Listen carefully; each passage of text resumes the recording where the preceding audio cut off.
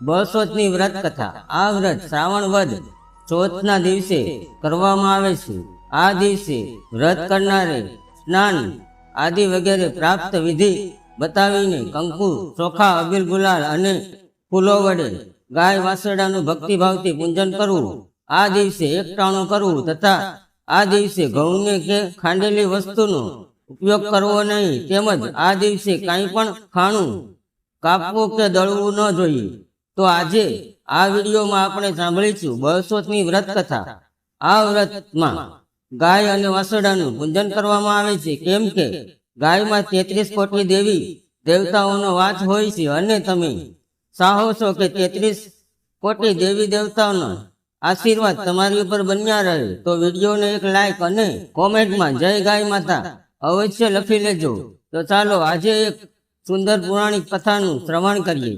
એક ગામમાં સાસુ વહુ રહેતા હતા। તેઓ બંને વિધવા હતા। તેમની પાસે સંપત્તિમાં એક ઝૂંપડી સિવાય બીજું કાંઈ ન હતું। તેઓ માંડ માંડ પોતાનું ગુજરાન ચલાવતા હતા અને વધારાની સંપત્તિ ગણો તો એકમાત્ર ગાય અને વાસરડું હતા।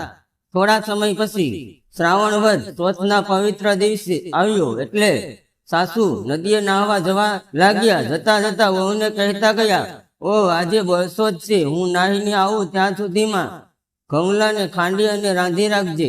વહુએ આ વાત તો સાસુમાની સાંભળી, પણ યોગાના યોગ એમના વાસરડાનું નામ પણ ઘઉંલો હતું। વહુમાં સામાન્ય બુદ્ધિ ઓછી હતી એટલે તેણે વિચાર્યું કે કયો ઘઉંલો ખાંડવાનો છે, ઘઉંનું ધાન કે વાસરડો?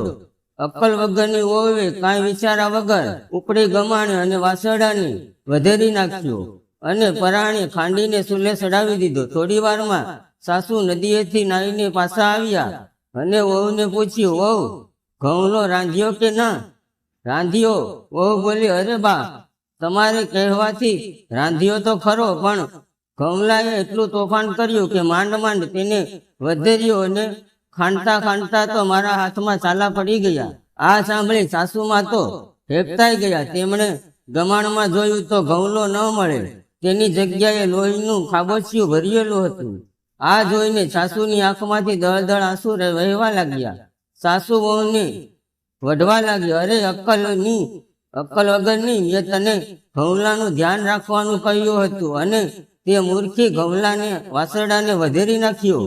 આ તો અનર્થ થઈ ગયો, હવે શું થાય? આજે તો બસોત છે, સાંજે ગામની સ્ત્રીઓ ગાય વાસરડાનું પૂજન કરવા આવશે, આપણે તેમને શું જવાબ આપીશું? વહુને ગાળો ભાંડતા ભાંડતા સાસુને ઘઉંલો એક મોટા હાંડલામાં ભર્યો અને સાસુ વહુ બે જણીએ ભેગા મળીને ગામની બહાર કોઈની નજર ના પડે તેમ ઉકરડામાં દાટ્યા આવ્યા। ગાય તો સવારની ધણમાં સરવા ગઈ હતી। સાંજે પાછી ફરી ત્યારે તે પોતાના વાસરડાની ગંધથી ઉકરડે પહોંચી ગઈ। શીંગડું મારીને હાંડલું ખોદી કાઢ્યું। વાસરડું જ સજીવન થઈને તરત જ કૂદીને બહાર આવ્યું અને ગાયને ધાવવા લાગ્યું। હાંડલાનો કાટલો તેના ગળામાં વળગેલો હતો। સાંજ પડતા ગામની સ્ત્રીઓ ગાય વાસરડાની પૂજા કરવા સાસુ વહુના ઘરે આવી। ગામમાં એક જ રંગના આટલા સુંદર ગાય વાસરડા બીજે ક્યાંય ન હતા, એટલે બસોતને દિવસે બધી સ્ત્રીઓ સાસુ વહુને ઘરે જતા। સ્ત્રીઓ સાસુ વહુને ઘરે પહોંચી અને જોયું તો તેમના ઘરમાં બારણા બંધ હતા। બિચારા સાસુ વહુ તો બીકના માર્યા ઓરડા બંધ કરીને અંદર બેઠા બેઠા ધ્રુસતા હતા। બધી સ્ત્રીઓ બારણાની પાસે આવીને બૂમો પાડી પાડીને કહેવા લાગી, ઘર કેમ બંધ છે? ખોલો, અમે બધા ગાય વાસરડાની પૂજા કરવા માટે આવ્યા છીએ।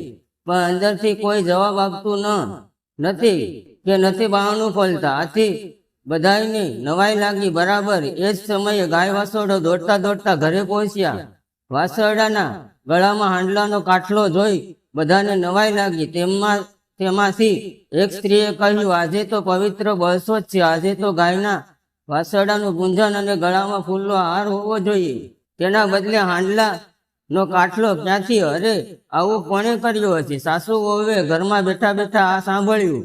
તેમણે પણ નવાઈ લાગી અને વિચાર્યું, એ ગામના લોકોએ આપણા કરતૂતોની ખબર પડી ગઈ હશે, તેથી આપણને સંભળાવવા બધા આવું બોલે છે। વહુએ બહાણાની તિરાડમાંથી જોતા તેને ગમલાને જોયું અને સાસુને પણ બતાવ્યું. સાસુને પણ આ બધું જોઈ ને નવાઈ લાગી. તેઓ બંને ઘરમાંથી બહાર આવ્યા અને બધી સ્ત્રીઓને આવકારો આપી બેસાડ્યા અને સાથે ગાય વાસરડાનું પૂજન કર્યું. ગાય વાસરડાનું પૂજન કર્યા પછી સાસુએ પોતાની વહુએ કરેલી ભૂલ વિશે બધાને કહી સંભળાવ્યું. સાસુએ ખુલ્લા મનથી પોતાની વહુના પાપની વાત કર્યા પછી કહ્યું કે ખરેખર તમારા બધાના વ્રતના અને શ્રદ્ધાના પરિણામે જ મારો ગૌલો સજીવન થયો. અમે તો તેને મારી જ નાખ્યો હતો, પણ તમારા સૌના કારણે તેને જીવનદાન મળ્યું છે. તેથી તે દિવસથી બધી સ્ત્રીઓ ગાયના સતને નિરખીને દર વર્ષ બળસોતને દિવસે વ્રત કરવાનો નિયમ લીધો અને